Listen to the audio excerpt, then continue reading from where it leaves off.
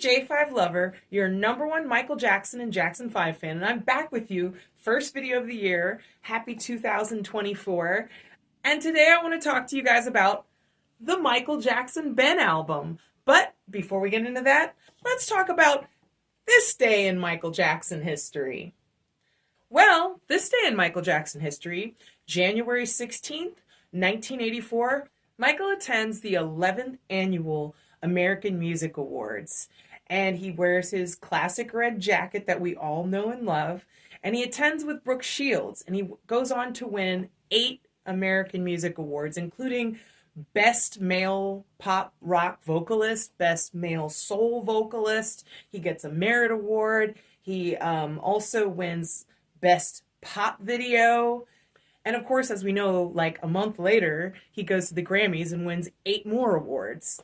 So this is like another monumentous night for Michael Jackson, and the Thriller Mania begins. Okay, on to Ben. So the Ben album was released August 4th, 1972. The photography was done by Jim Britt. Michael looks kind of like melancholy. I love this photograph, actually. Let me try to get a clear view of it. There's the front cover, and then he's much happier on the back cover. I've always loved this. He's like riding a 10, 16-speed bike, and he looks so cool in his leather pants. Like, who rides a bike in leather pants? Anyway, so originally the Ben cover actually looked like this, and it had rats on the cover. But this cover was removed pretty quickly because it kind of disturbed a lot of little kids, and there were several complaints. So ultimately, they ended with this cover. And this is the classic Ben cover that we all know and love. So let's get into it. The first song on the album is Ben. And there's so much to say about this song. This song actually was nominated for an Academy Award, but it did win a Golden Globe Award. And the song goes with the soundtrack of a movie called Ben, which is the sequel to a movie called Willard. And I actually grew up watching both films as a kid. So I had a lot of like background with those movies. I loved those movies. They were both kind of like horror genre films. And ultimately, of course, in the second film, Ben befriends a little boy. And so the song Ben is about his friendship and love of this rat, even though the whole town is up in arms and the rat has made a huge upheaval in this town. And what's interesting is in the film, you actually hear Michael Jackson sing at the end, but it's a different version. Watch this. And you away, I don't listen to a word they say.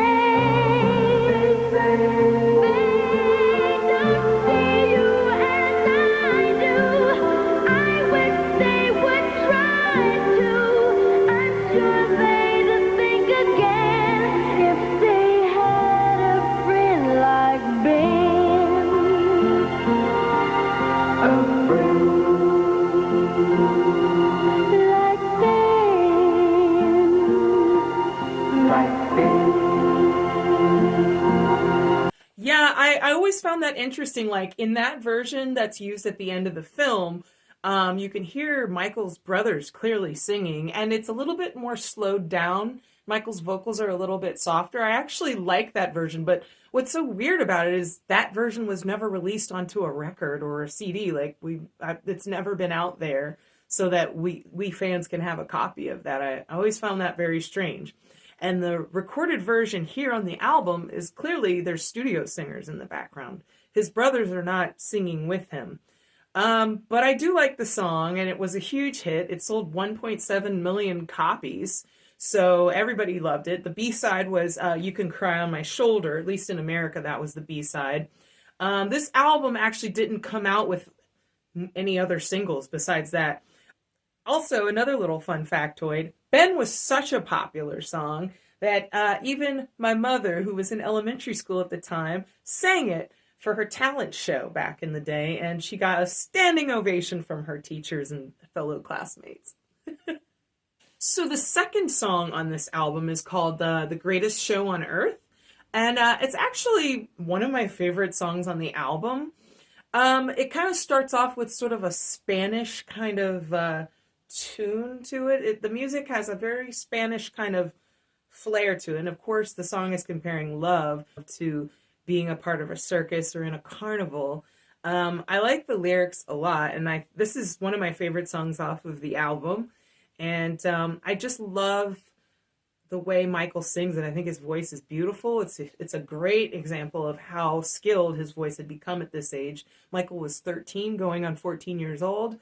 And I love how they double his voice in this song.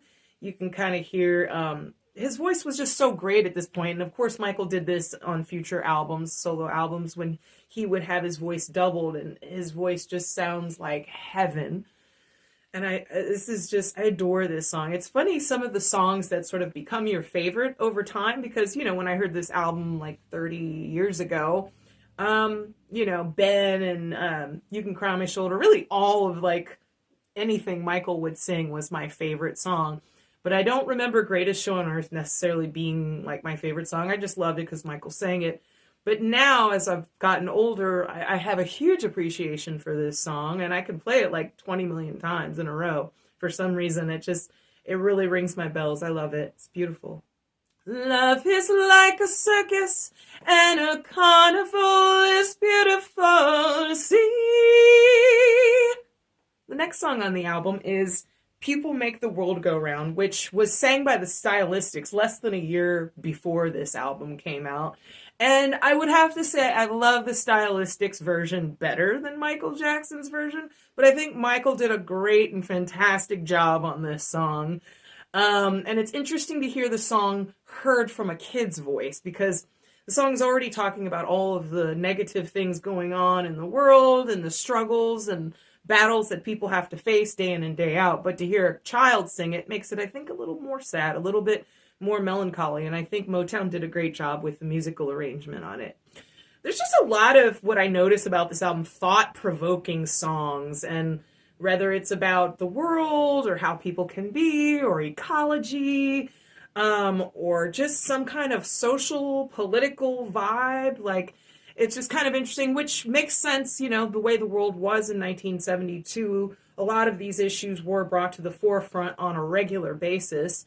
And interesting to have Michael Jackson sing about that, these sort of important issues that were going on at the time. And I love it. And I kind of like songs that are about awareness and self-awareness, social awareness, societal awareness. I think we need more of that in our world right now. I mean, literally, this album is almost 52 years old. And I don't think that it's lost its relevancy. But I'm afraid, unfortunately, in our world today, that we kind of steer away, at least the mainstream music, steers away from these kinds of songs. And now it's about sex and drugs and violence and crime and just dance music. I think a lot of dance music is popular right now. But I think it's sad that as a society we've steered away from these kinds of songs, because I think it's important for us to remember these kinds of issues and for kids to grow up listening and remembering and understanding these issues and how the world is, and that we can do something about it, and that it's never too late.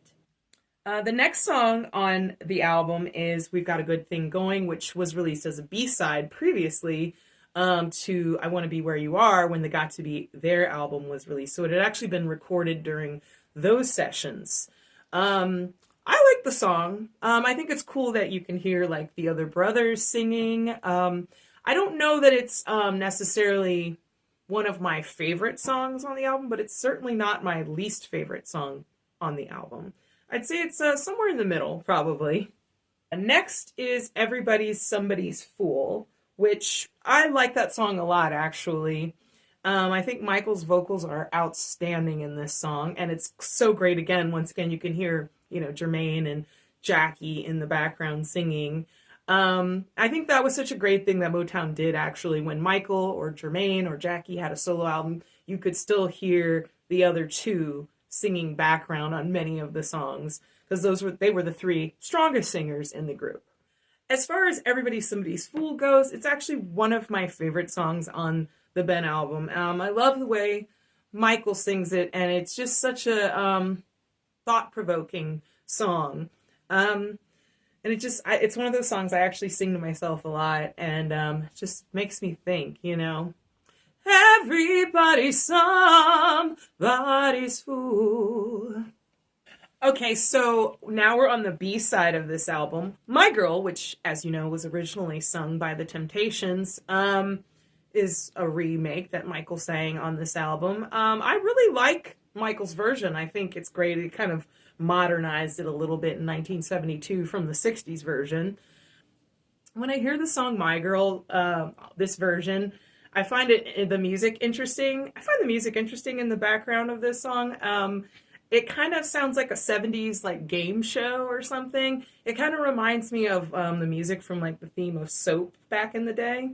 But I like it. I think it's different. That guitar is really interesting. I would still have to say I like the Temptations version the best, but I really, really do enjoy hearing Michael sing this song.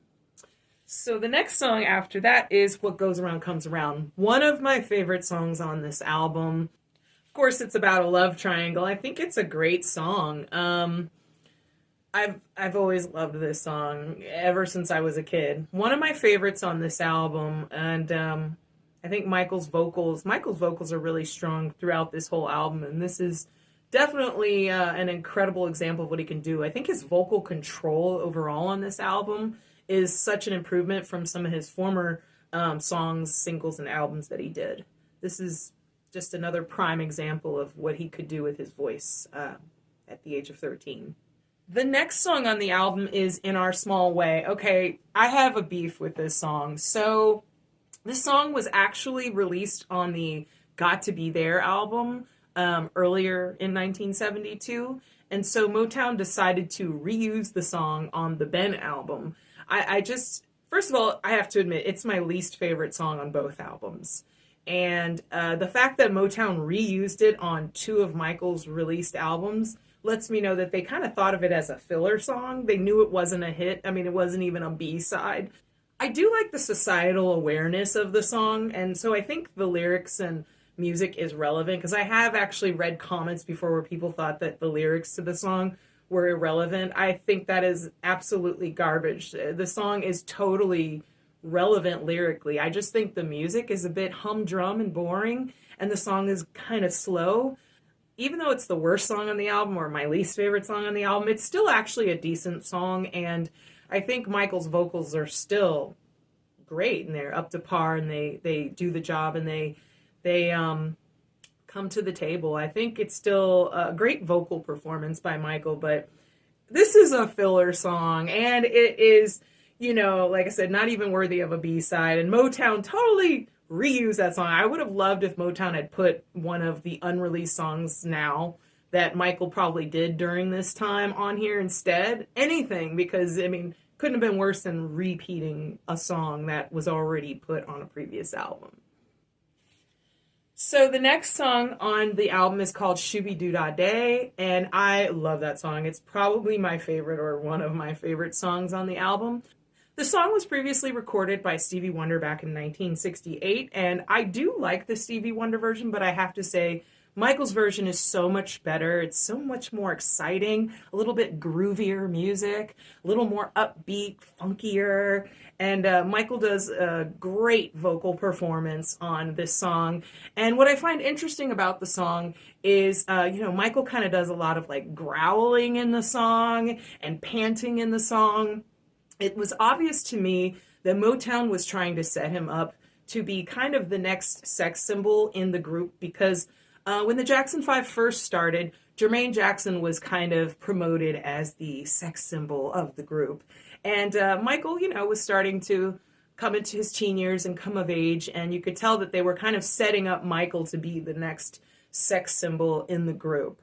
So this song, to me, is clear evidence that that was kind of the vibe that they were throwing out there, and it's just such an amazing and groovy song. The next song, and the last song on the album, is You Can Cry on My Shoulder. It is not my favorite song at all. It's probably one of my least favorite songs on the album. I think Michael's vocals, once again, proved to be outstanding and fantastic. I don't really care for the background harmony singers on this. They sound a little old-fashioned and weird and operatic. I'm not a fan of that. And I don't know. The song's very mellow. I do like the music in it. It's just a very slow kind of song. Not really one of my favorite songs on the album. A step above In Our Small Way, probably my second least favorite. Okay, so if I had to put the songs in order, like my top three favorite songs on this album would have to be Shooby Doo Dah Day, uh, probably What Goes Around Comes Around, and Greatest Show on Earth. My least three favorite songs on the album would have to be In Our Small Way, You Can Cry on My Shoulder, and probably My Girl, I would have to say. But as far as like moderate songs that I kind of like, but I don't love, well, I shouldn't even say I don't love them. I'd say the songs that are middle of the road that I do like, but they're not just like outstanding for me personally, would have to be, I'm sorry to say, Ben, and then I would say like, We've Got a Good Thing Going, and probably, I don't know, maybe, actually, I'm going to switch that because I really like Everybody's Somebody's Fool and People Make the World Go Round, but maybe My Girl is kind of more of a moderate song for me because I do like that song. All right, thank you guys so much for tuning in with me today. And if you liked this video, please don't forget to like and subscribe and hit that bell icon so that you know every time I release a new video. Also, tell me down in the comments what you think about the Ben album and which songs are your favorite on this album. Thank you guys so much for watching, and I'll catch you next time. Bye.